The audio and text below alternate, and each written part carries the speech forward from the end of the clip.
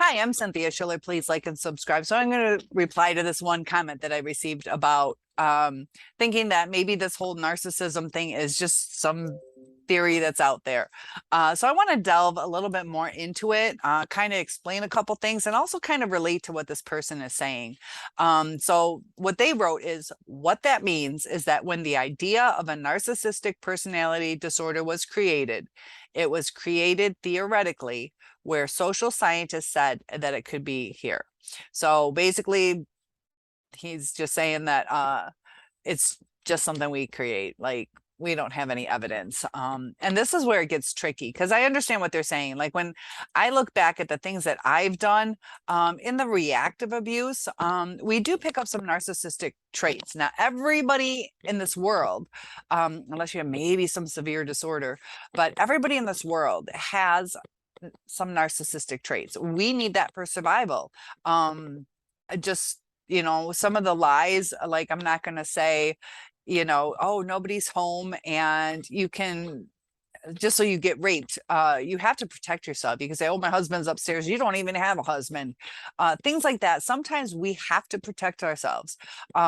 Sometimes, it's kind of like not good to lie, but sometimes you need to, or to be dismissive. Somebody's following you, you're dismissive to them. So I got so many things I want to say, but this is something that really has not been addressed on different channels. So here it does say there are no FDA approved treatments for MPD or any other of the personality disorders. Psychiatrists use psychotherapy. So there's also this often stigmatized personality disorder, and it's a very challenging condition to treat. It's mainly because not that much is known about the biology. Now, if you guys have seen my videos on the brain damage that is caused to the narcissist, I also have brain scans of an orphan who was neglected. You can type in brain damage in my channel, and those will pull up the screens. You can go through the video to see the screen share. But this is something that they use to look at the rare biological mechanisms of MPD. So there's this oxidative stress that you really don't hear that much about. And what that is that stress, the oxidative stress, is caused by a molecular imbalance between antioxidants and free radicals, or reactive oxygen molecules in the body. So because of this imbalance, it starts to create a stress on the body. And we don't really hear about this. So we got the brain damage, and you can see the evidence of brain damage done to like that orphan. Also, I have, if you really look through my videos, I kind of go in depth of the brain damage of all the different things, whether it's CPTSD or bipolar. There's different reactions in the brain. And sometimes the symptoms can overlap and things like that. So it gets really kind of confusing to narrow it in, but there's different electrical impulses.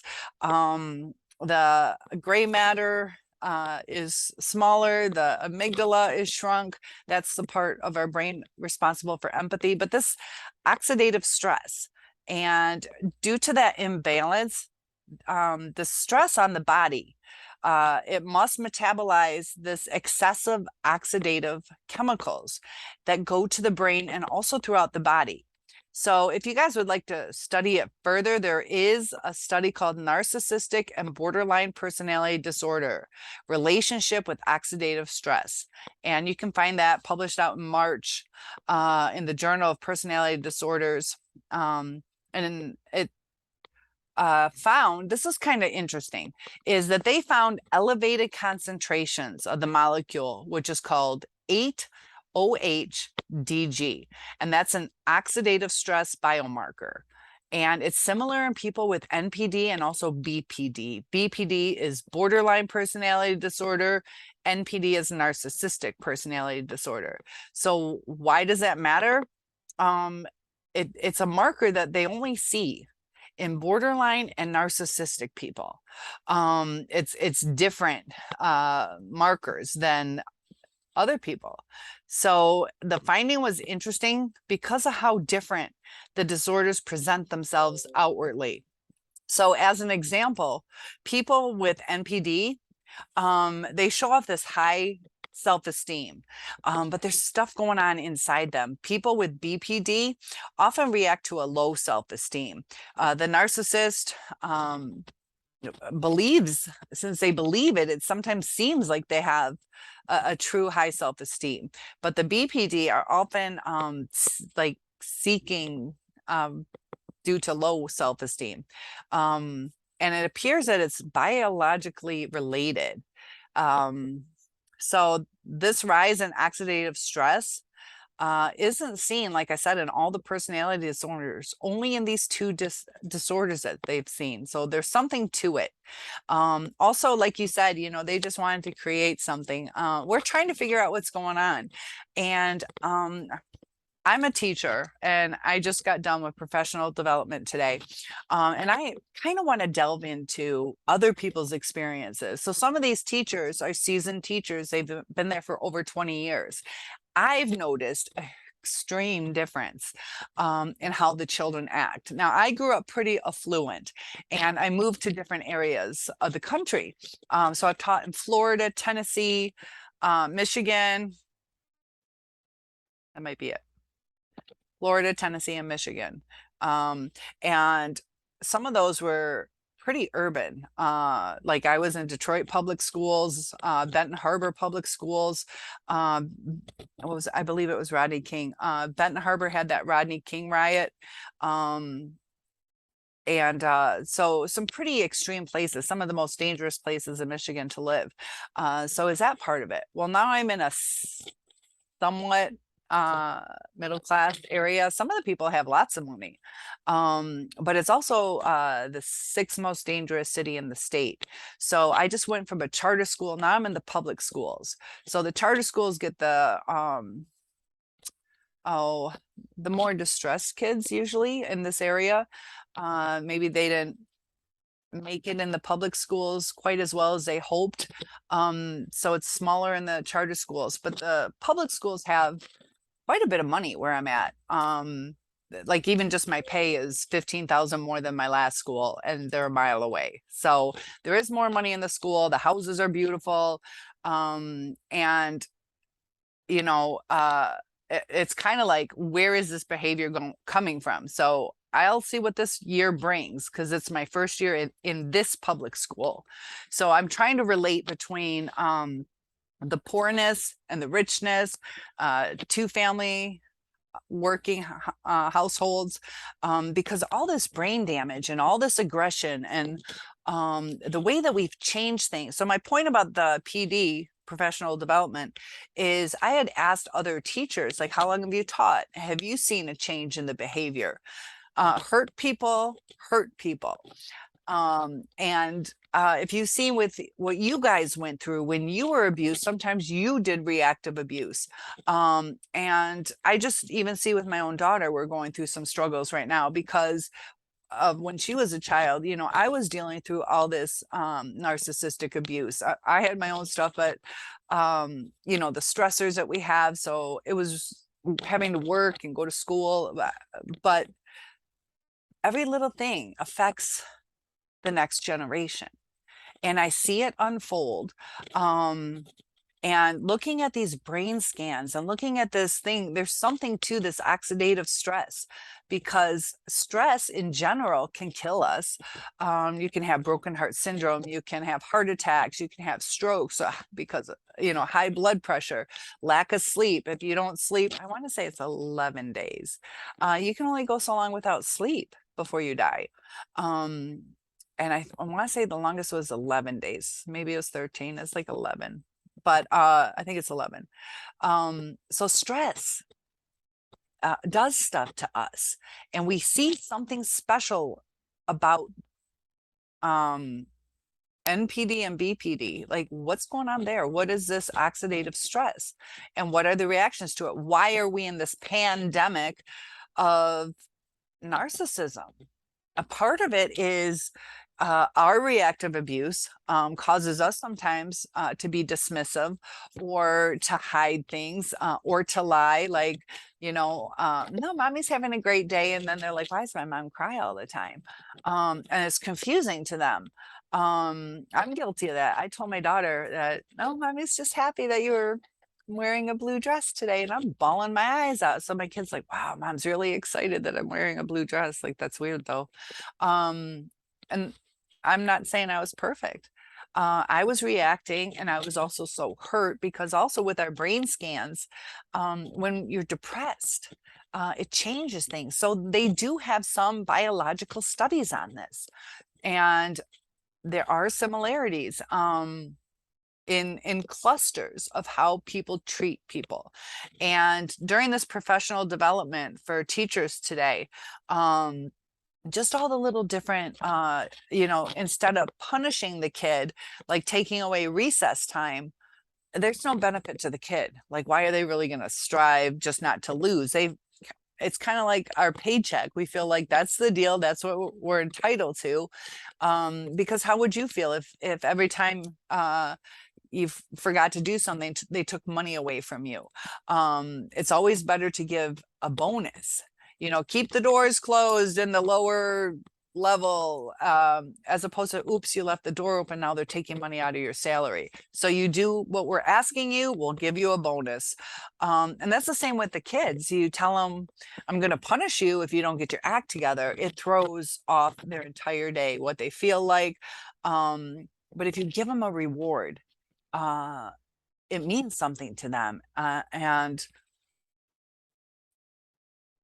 fear of losing things, with narcissists, the way that they communicate is ineffective. They don't have the empathy. They really don't. Go across all these YouTube channels. If you watch enough of each in particular YouTuber who says they're self-aware and they're not bullshitting with the stuff that they say, if they're being on the up and up, they'll say, I don't get it. I don't. Like, one said it would be miserable to feel other people's feelings. Like, that'd be horrible. But that's where the connection lies. And they talk about the neurons and the neurotransmitters, and there's a missing link. So it's not communicating. So they're not getting the connection with the empathy, which is in the amygdala. So I see where this viewer's coming from, because it does seem like a bunch of bullshit. Oh, somebody's mean to you, so they must be a narcissist. Narcissists have 5 out of 9 traits. They could have more. They could have comorbidity with other type of personality disorders, but there's something to it.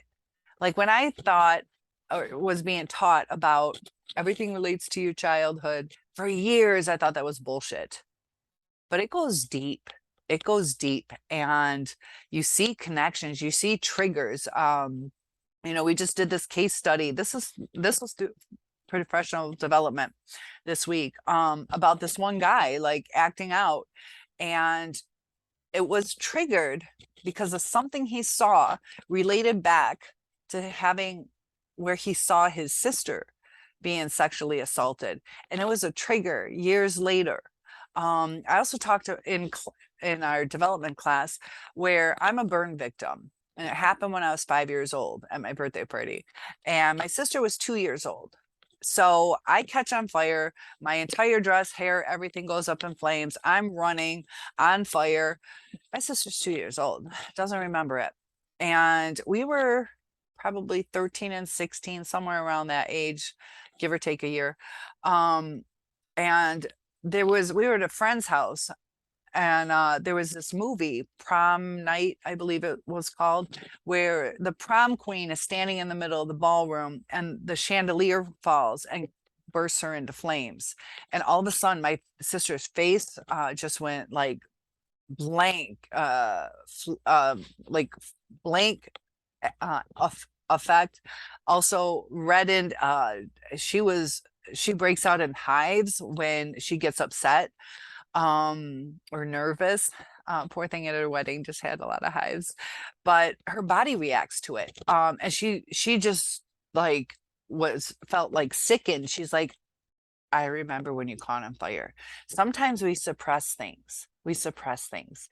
And they can come out when we don't even realize it. So for all those years, she didn't realize how that affected her memory. Me, when I caught on fire, I blanked it out. It's too traumatic. I was walking up to the barbecue, then I'm in the front yard in a pink and white towel. There's lapses in my, I mean, it was just a few minutes. It could be anywhere from 10 to a half hour or something like that. But the narcissist has been through a lot of trauma. And my body, as a reaction, shut that down. Our brains do odd things. Some of it's protective, some of it's due to injury if you have a stroke, or abuse or neglect. Drugs, all that kind of stuff can affect your brain. So you can see on the brain scans, you can see through this oxidative stress, these molecules are higher.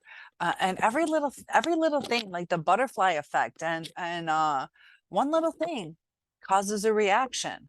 And it'll throw, there's such a balance in this universe. I used to think that was bullshit too.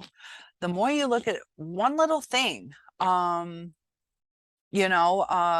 say, I don't know, I dropped my purse, somebody trips over it, whatever, I dropped my purse, I picked it up, poor lady got hurt. This is an analogy.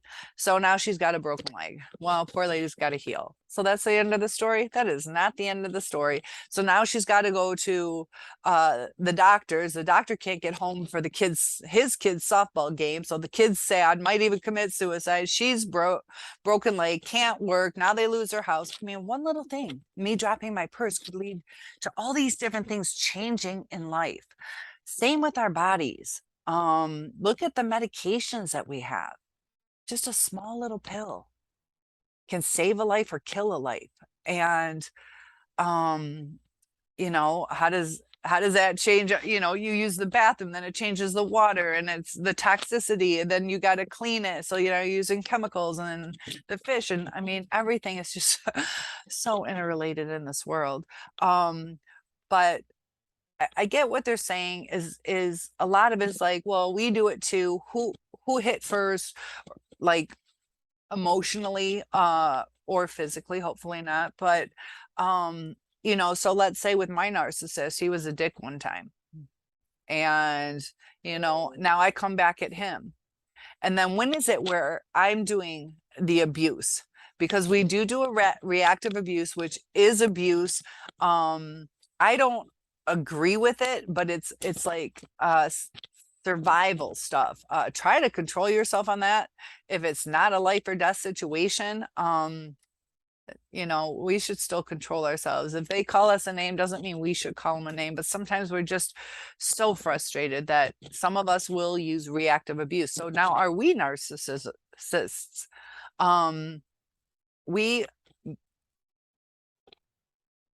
We were narcissistic, because this is the difference. If I was to do that, I would be questioning, like, is that really who I am? Is that how I would react? And we get frustrated because we're acting out of character. We do not want to act like that. And sometimes they kind of conform us into narcissists. Professor Sam Vaknin, if you listen to him, he breaks it down as far as the narcissist kind of turn us into narcissists. So the longer you stay in those narcissistic relationships, you're going to start to be narcissistic. Two narcissists together blow up. It's explosive. It's toxic. It's terrible.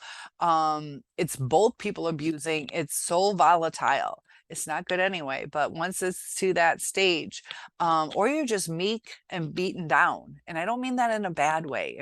And we do have to stand up for ourselves. That's why you need a little bit of narcissistic stuff in your life. But if you're doing it too much, you're on the verge of damaging your brain. I did a scan, showed a scan of the brain damage that is done to us. And the longer you stay in that, the longer you stop having empathy. You'll be like, fuck this. And well, fuck him. He didn't do that. I'm not going to do it. Or he cheated. I'm going to go cheat. And not tell him, getting back and playing the games. And so who's the narcissist, who isn't now. So it's a theory that, you know, he's my viewer is kind of like saying like, this is all bullshit. We're all assholes. Kind of. That's not his exact intent on his words, but it's like, they're just trying to explain why people are jerks.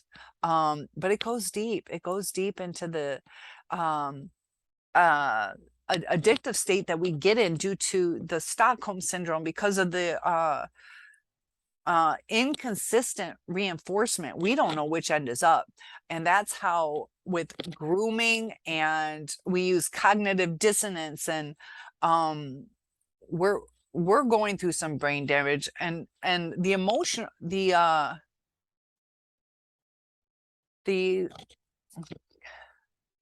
personality flaws, sometimes disorders, it's caused from brain damage. Like I said, hurt people will hurt people. And I hurt my daughter. I was hurt. I was too hurt to help her as often as I needed to.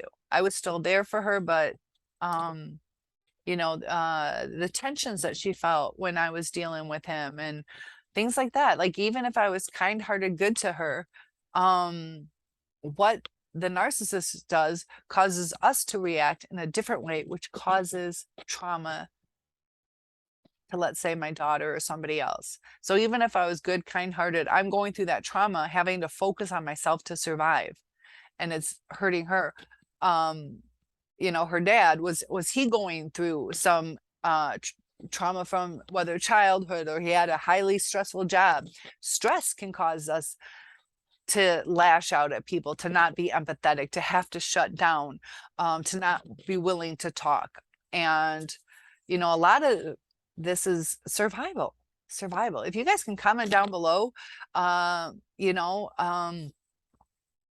what caused you to do reactive abuse? Was it that you've tried everything you could? And this is where we fail. We are so invested, that we've invested longer than we should have. We've had a longer amount of time where our boundaries are being broke. We either brushed aside the red flags, or we made excuses, but or it wasn't that bad, you know, he just hit the wall, he didn't hit me, he was frustrated, he's just been tired and working hard. And it can be a female too, but there's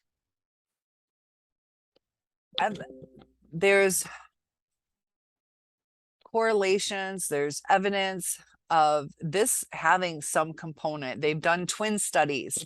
I haven't delved into those enough, so at my superficial knowledge of those, they do think there might have been a genetic component. It's really hard to research narcissism, sometimes borderline as well, because there's so much lying. Also at this professional development thing, we had to read something, and I don't know, put a little sticker with whether we agreed or disagreed, but the statement, it was like, I don't know, 2 sentences, yada, yada, yada. And we believe no one has a right to hurt. And this one lady, a teacher, walked past me, and she's like, nobody has a right to hurt. I don't agree with that at all. And how she interpreted that was, nobody has a right to hurt in their heart. Nobody, no, it was weird how they worded it. Yeah. Okay. So she took it like, you're wrong. You can't hurt. That's wrong if you hurt. I took it as, nobody has a right to hurt somebody. So she took it as, you can't self-reflect and hurt in your heart. And she disagreed with it. Like, come on, everybody has a right to feel their emotions. I took it as, nobody has a right to punch somebody. So sometimes too, even on these tests, it just depends. Is the person interpreting it as it was meant? Neither one of us know how that statement was meant. So you ask somebody a question, you know, do you think it's right for people to hurt?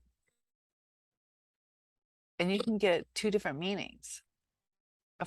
Of course it's not right to hurt other people, like punching them. But based on the wording, it has 2 different meanings. So I thought that was kind of an interesting thing to bring up. But besides biological and behavioral factors, it was also questioned if our modern day culture can impact narcissism and increase metabolic stress on the body. So the current social media, also the internet culture, has an effect on how people interact, how people feel about themselves. People are showing their best side, but nobody shows the bad side usually. Or they're trying to get sympathy. So, sometimes people are starting to get jealous of other people's lives, or like they're never going to achieve the perfect social media life. Or the perfect body, because we have filters and Photoshop. People lie too. I could go take a picture in my backyard right now and I'm like, having the best time in, I don't know, Canada. I live in Michigan, and just pick, I don't even know, some beautiful Canadian place and just make it look like I'm in a different country and things are beautiful.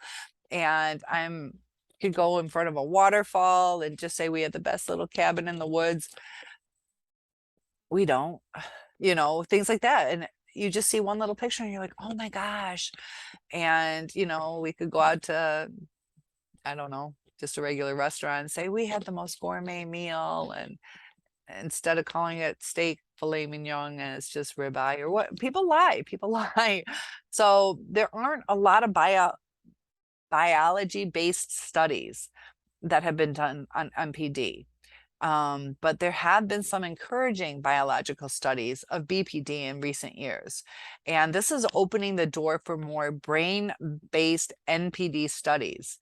So BPD went from being untreatable, it was a so-called character disorder, to a medical condition. We now think there might be some treatment for it. I want to study that more. This is just off of this study by the University of Chicago Medicine. And is it treatable? I saw something else too. I can't remember where the injection was. I don't even know if I know where the injection was, but there is an injection. I just saw this today, where they can change for PTSD your symptoms, because there are things that go on in our brains.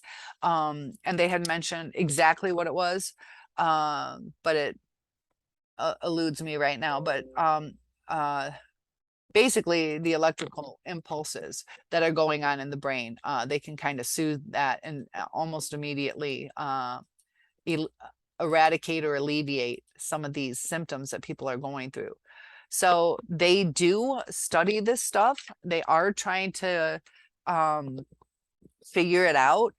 But, this is a study done that shows something quite profound, because borderline and narcissistic personality disorders really struggle with a lot of the same things. So it is hopeful, that they are starting to feel that maybe there's some treatment, because it destroys lives. So whether or not there is a biological component, or if it's just some big theory out there, there's at least the theory that we're teaching people to feel entitled. We are teaching people to feel that way. So they're being taught that way. There's also the abuse. There's so much kids that don't have meals, and kids that get just, also even just all the video games. The video games are violent. They did something on the children that secondary trauma. They showed a secondary trauma from playing video games. So the kid kind of delves into this virtual world, and it's actually giving them a secondary type of trauma. I remember that from today at our meeting. I want to do something more on that. So comment below if you'd like a link on that one.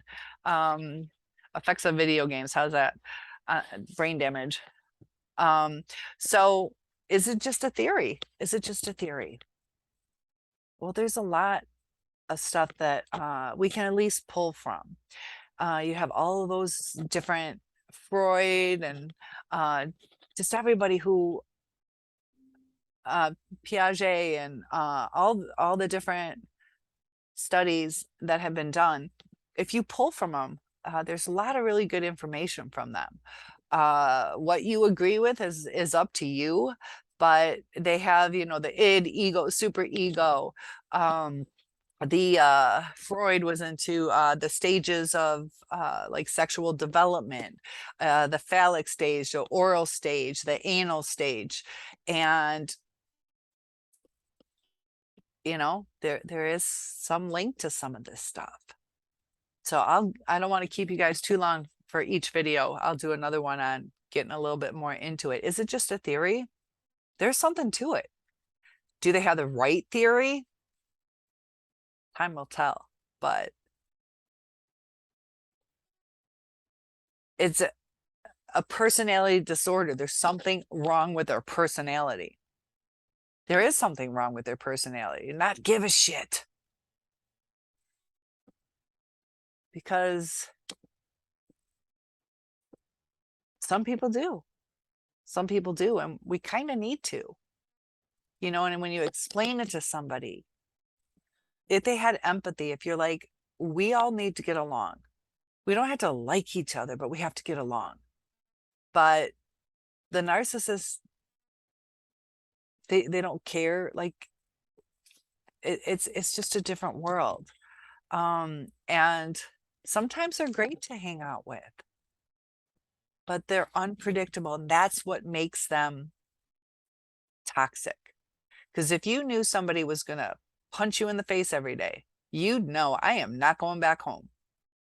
But if they punch you in the face and they're like, I'm sorry, I'll make it up to you.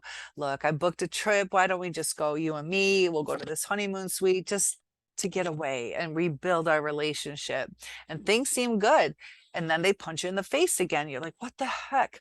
And so we use that cognitive dissonance, because as soon as they do that, like, I'm sorry, I just had a bad day. And you're like, they should have never done it anyways.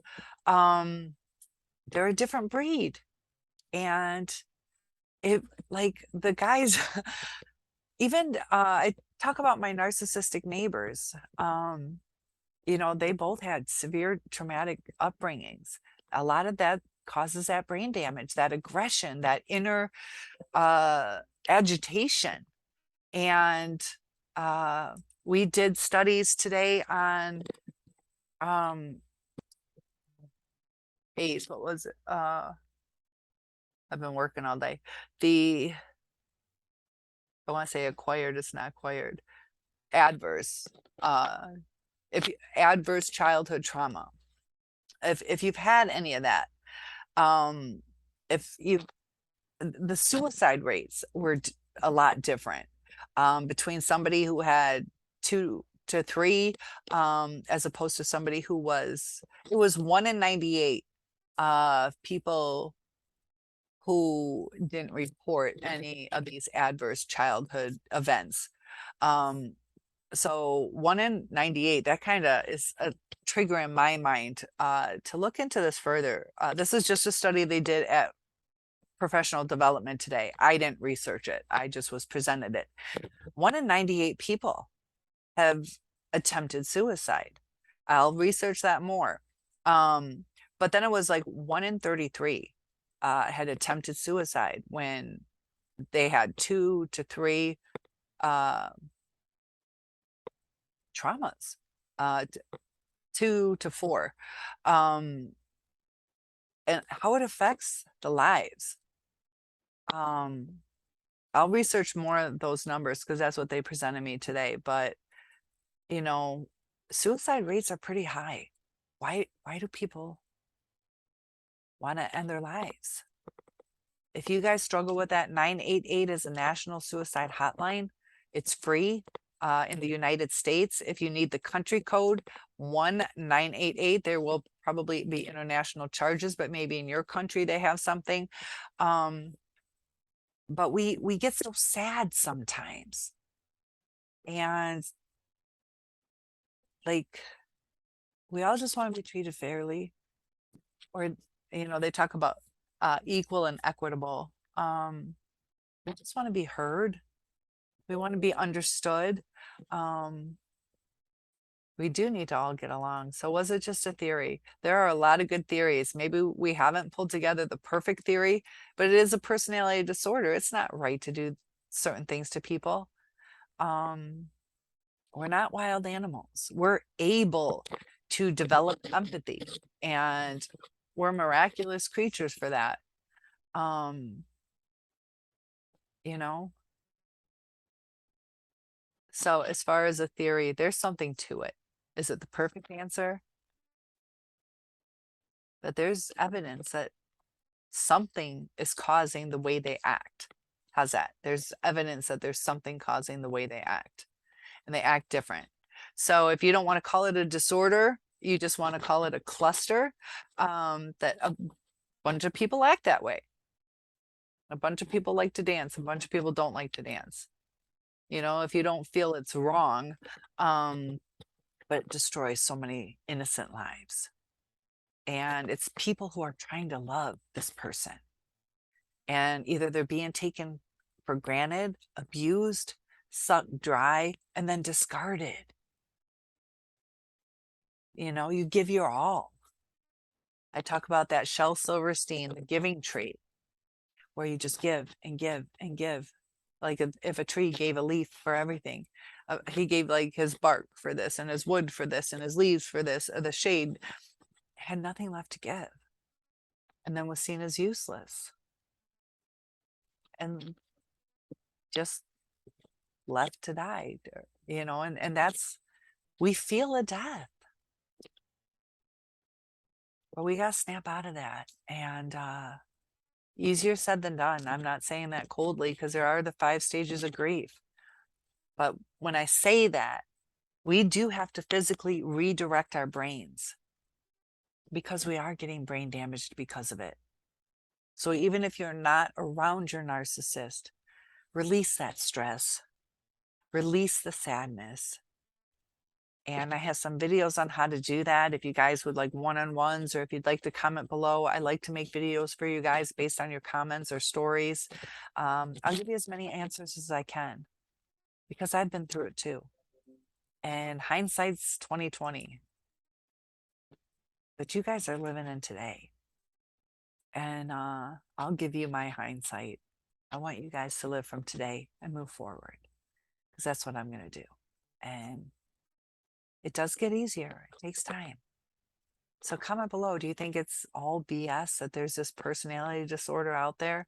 Is it something just social scientists made up? Or do you think there really is a personality disorder?